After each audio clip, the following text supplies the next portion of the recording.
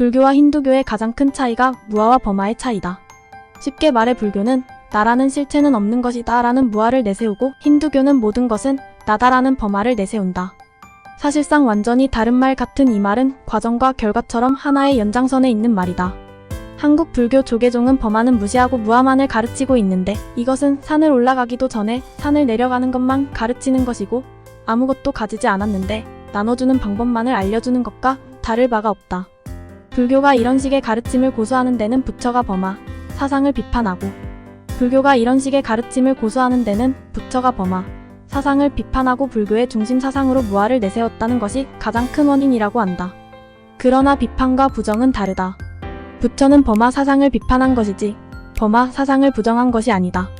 그리고 부처는 범아를 먼저 깨닫고 그 결과 무아를 깨닫게 되었다는 것을 우리는 반드시 알아야 한다. 부처가 범아 사상을 비판한 것은 그 당시 시대 상황과 맞물려서 그 시대의 브라만에 의해 남용되고 있던 범아를 비판한 것이다.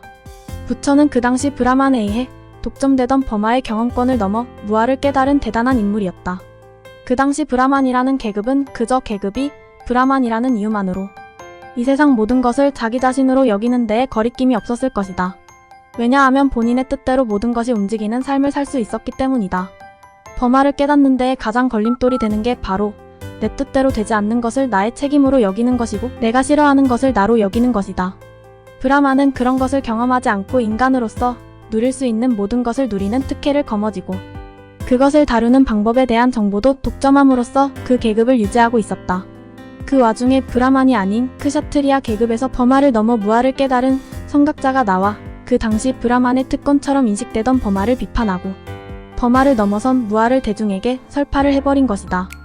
그 당시 브라만 계급이 인도 사회를 지배하는 방법은 부러움이 당연한 것으로 여기게 만드는 방법이었다. 그들은 윤회와 업보를 내세워 다른 계급은 전생에 잘못을 저질렀기 때문에 그 계급으로 태어난 것이라며 그들은 이번 생에 본인의 계급을 받아들여야 하고 다음 생에 브라만이 되는 것을 그들 인생의 목적으로 삼아야 한다며 그 지배체계를 유지했다. 부처는 이것을 비판한 것이다. 모두가 브라만으로 태어나야지만 범아의 열을 깨달을 수 있다고 생각하고 있던 시대에 브라만으로 태어나지 않아도 범아의 열을 깨달을 수 있다고 가르친 것이다. 고타마 시타르타는 범아가 인간의 정점이냐?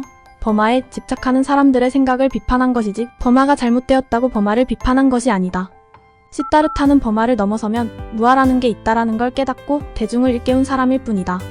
그러나 우리나라 불교는 이것을 잘못 해석해서 범아는 잘못된 것이고 무아만이 옳은 것이다 라고 가르친다.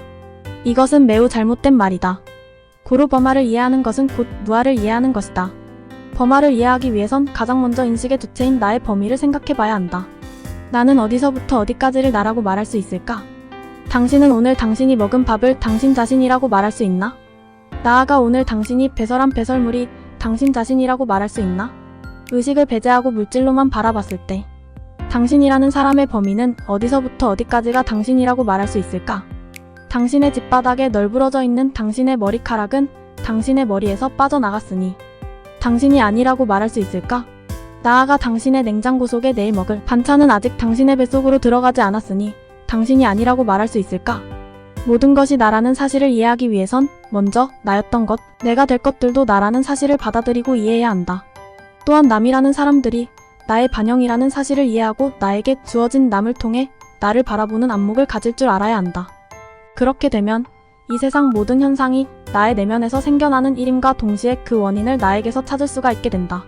그렇게 되면 이 세상 모든 일에 대한 변화의 주도권을 가질 수가 있다. 원인을 알고 그것을 바꿀지 말지를 내가 결정할 수 있기 때문이다. 당신이 이것을 이해한다면 당신은 점점 당신 주변 사람들의 습관이 당신의 눈에 들어올 것이다. 그러면 점점 당신의 습관이 보이기 시작할 것이다. 그리고 당신은 당신의 습관에서 그 습관이 발동하게 만드는 근본적인 고정, 관념을 하나씩 발견하기 시작할 것이다. 그러면 그 고정관념을 당신에게 가장 이로운 관념으로 변화시킬 기회를 가지게 될 것이다. 그렇게 당신이 원하는 당신 자신으로 거듭나면 당신은 브라만, 아니 불교로 말하면 비로자나불이 되는 것이다. 무아는 범아를 깨닫고 나서야 진정으로 깨달을 수 있는 원리다.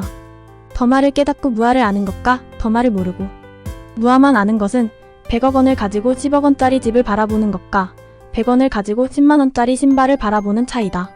물론 범아를 깨닫는 게 쉬운 일만은 아닐 것이다. 왜냐하면 당신이 싫어하는 것, 당신이 혐오하는 것을 당신 자신이라고 생각하기는 여간 쉬운 일만은 아니기 때문이다. 그러나 그러한 것이 있기에 지금의 당신이 있다는 사실을 이해하고 나면 그런 것의 존재를 받아들일 수 있게 될 것이고, 존재를 받아들이는 것은 결국 당신 자신을 받아들이는 것이라는 걸 언젠가 당신도 느끼게 될 날이 올 것이다. 이 세상 모든 게 당신 자신이라고 하여 당신이 꼭 모든 것을 사랑스럽게 봐야만 하는 것은 아니다. 당신은 당신 거울 속 당신에게 무지하게 엄격하듯이 이 세상 모든 것에도 엄격할 수도 있고 모든 것에 자비로울 수도 있다. 당신이 어떻게 해야지만 당신을 사랑하는 것이다 라는 법칙은 없다.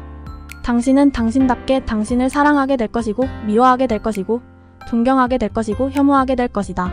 그러나 이거 하나만은 꼭 기억하길 바란다. 당신이 사랑하고 당신이 미워하고 당신이 존경하고 당신이 혐오하는 모든 것은 결국 당신 자신이라는 사실 말이다.